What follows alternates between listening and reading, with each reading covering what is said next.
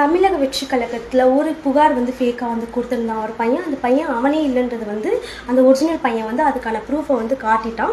அது மட்டும் இல்லாமல் அந்த ஃபேக்காக கொடுத்த பையன் பணத்தினால தான், அதுவும் யார் சொல்லி பண்ணியிருக்கான்ற விஷயம் நம்ம எல்லாருக்குமே தெரிஞ்சிருக்கோம். அந்த பையன் மாநாட்டப்போ எந்த இடத்துல இருந்தான் அப்படின்ற ஒரு வீடியோ நான் உங்களுக்கு காட்டுறேன். ஏன்னா அந்த ஷர்ட்டை பார்த்துக்கோங்க. அவன் எனக்கு ஃப்ரண்ட்டில் இருந்தான். அண்ணன் ரேம்ப் வாக் வரும்போது தான் அவன் எந்த இடத்துல இருந்தானா எனக்கு ஃப்ரண்ட்டில் தான் இருந்தான். அப்போ எப்படி அவன் ரேம்ப் வாக்கப்போ அங்கே இருப்பான்? அவ்வளோ கூட்டத்தில் போயிட்டு உடனே வர முடியாது. எதுக்கு இந்த பணம் பத்தும் செய்யன்னு சொல்லுவாங்க. ஆனால் நீ பொய்யை பண்ணால் கண்டிப்பாக கடவுள் ஒரு நாள் காட்டிடுவார். அது இப்போ கர்மான்றது உடனே காட்டிடுது.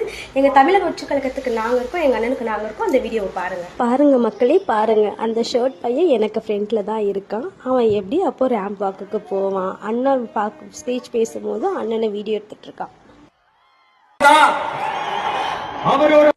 என்ன அங்கிள்ஸ், இது போதுமா இல்லை இன்னும் வேணுமா? நீங்கள் என்ன பண்ணாலும் அதை கண்டுபிடிக்கிறதுக்கு தமிழக வெற்றி கழகம் இருக்கும். கண்டிப்பாக நீங்கள் என்ன பண்ணாலும் மாட்டிப்பீங்க. பிறப்புக்கும் எல்லாமும் இருக்கும். எங்கள் தளபதிக்கு நாங்கள் இருக்கோம், எப்பவுமே நாங்கள் இருப்போம்.